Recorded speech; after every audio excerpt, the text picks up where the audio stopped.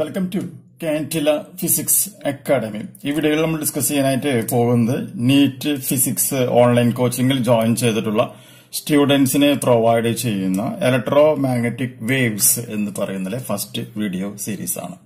തൃശൂർ സിറ്റിയിൽ ആർക്കെങ്കിലും NEET chemistry, NEET physics online physics ക്ലാസുകൾ ഹോം ട്യൂഷനായിട്ട് വീട്ടിൽ വന്ന് പഠിപ്പിച്ചു തരണമെന്നുണ്ടെങ്കിൽ, ന്യൂമറിക്കൽ പ്രോബ്ലം സെക്ഷൻസ് ചെയ്തു തരണമെന്നുണ്ടെങ്കിൽ കോൺടാക്ട് ചെയ്യേണ്ട നമ്പർ +91 79 94 97 14 19 എന്ന് പറയുന്ന നമ്പറിലേക്ക് വാട്സാപ്പ് ചെയ്യുക. ക്വസ്റ്റ്യൻ നോക്കാം.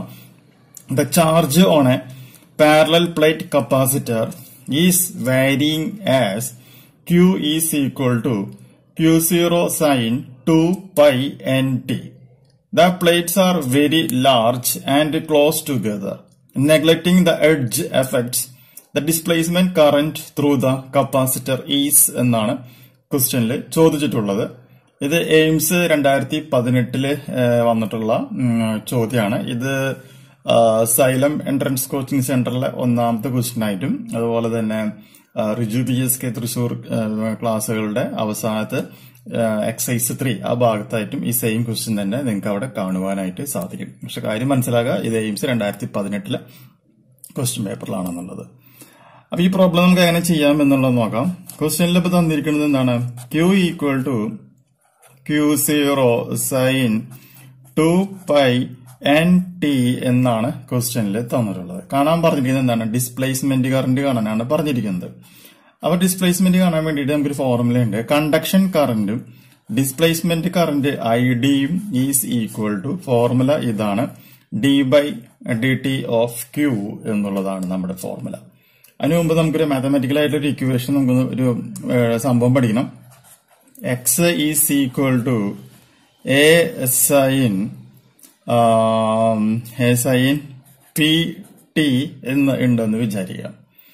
ഓക്കെ, അങ്ങനെയാണെന്നുണ്ടെങ്കിൽ ഇതിന് നമ്മൾ ഡിഫറൻസിയേഷൻ നടത്തുകയാണെങ്കിൽ dx/dt is equal to AP cos PT എന്നായിരിക്കും അതിന്റെ ആൻസർ വരിക. ഇതൊരു ഡിഫറൻസിയേഷനുമായി ബന്ധപ്പെട്ട് വരുന്ന ഒരു വളരെ ഇമ്പോർട്ടന്റ് ആയിട്ടുള്ള ഒരു ഫോർമുലയാണ്. ഈ ഫോർമുല നിങ്ങൾക്ക് അറിഞ്ഞാൽ മാത്രമാണ് ഈ ഒരു പ്രോബ്ലം ചെയ്യാനായിട്ട് സാധിക്കുള്ളൂ. കാരണം എന്താണെന്ന് വെച്ചിട്ടുണ്ടെങ്കിൽ ഇവിടെ എക്സിന്റെ സ്ഥാനത്ത് ഇപ്പൊ ആരുള്ളത്? Q ആണുള്ളത്. എയുടെ സ്ഥാനത്ത് ആരുള്ളത്? Q0 ആണ്. സൈന്റെ സ്ഥാനത്ത് സൈൻ ഉണ്ട്. P എന്ന് പറയുന്ന സ്ഥാനത്ത് ഇപ്പൊ ആരുള്ളത്? 2 pi nt എന്ന് പറയുന്ന ടേം ആണ് നമുക്ക് അവിടെ കാണാൻ സാധിക്കുക. ഓക്കെ, അപ്പൊ 2 pi nt എന്ന് പറയുന്നത് Pക്ക് ഈക്വലന്റ് ആയിട്ട് ട്രീറ്റ് ചെയ്യാം.